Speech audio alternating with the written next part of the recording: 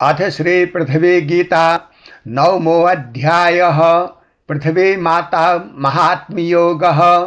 पृथ्वी माता उवाच शृणुत मे पुनः पुत्रः रहस्यं परमाद्भुतं यन्माहात्म्यं मम लोके देवैरपि सुदुर्लभम्।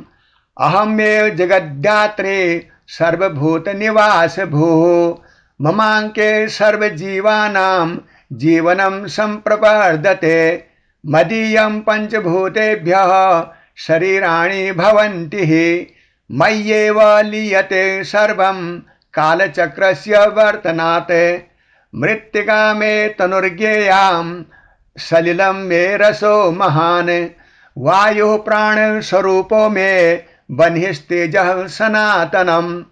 आकाशं मे विशालत्वं पर्वता मे दृढा भुजाः नद्यः स्नेहप्रवाहाश्च सागरः हृदयं मम। वनानि मे महाकेशाः पुष्पाणि हासे एव च धान्यानि स्तन्यरूपाणि पोषणाय ममात्मजान्। न पश्यामि कुलं जात्यं न वर्णं न च भाषितं सर्वे मे तनयाः पुत्राः समानः प्रेम दृष्टितः। यथा माता शिशुं रक्षेत निद्रायामपि सर्वदा तथाहं सर्वभूतानि पालयामि दिने निशि।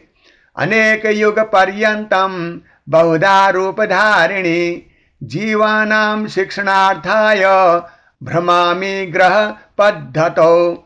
कदाचित् देवलोकेऽहं कदाचित् नरलोकगा कालधर्मानुसारेण गच्छामि स्थान उत्तमम्।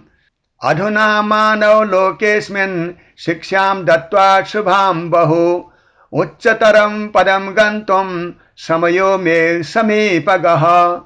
मा भयस्ते पुत्रकः सर्वे नाशो नाय मम क्वचित् परिवर्तने मात्रं हि दृष्टिर्नित्यः सनातनः। यथा बालं तथा यौवनं यथा वृद्धत्वमेव च एवं लोकान्तरप्राप्तिः प्रकृतिर्धर्मोच्यते। यो मा केवलपाषाण मृत्तिकाराशिमेव च मन्यते मोहसंयुक्तः स तत्त्वं नाधिगच्छति। चैतन्यं मयि नित्यं हि जीवनस्याधिकारणं मदीयगर्भे जायन्ते कोटिशो जीवसन्ततिः। अहमेव धराधात्री विश्वंभरा वसुन्धरा मेदिनी शोणिरित्याद्यैर् नामभिर्बहुधा श्रुता। ऋषिभिः स्तूयसे नित्यं देवैश्च प्रणता सदा।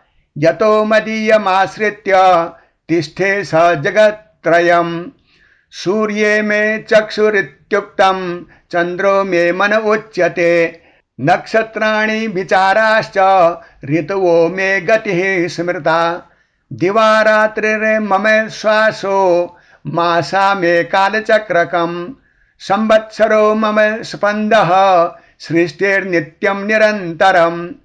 षड् ऋतवो मम वस्त्राणि विविधरूपधारिणः। हेमन्त वसन्त ग्रीष्म वर्षा शरद एव च। अन्नेन पालयाम्येतान् जलेन जीवनं ददे। वायुनामपि प्राणशक्तिं तेजसा चेतनां तथा।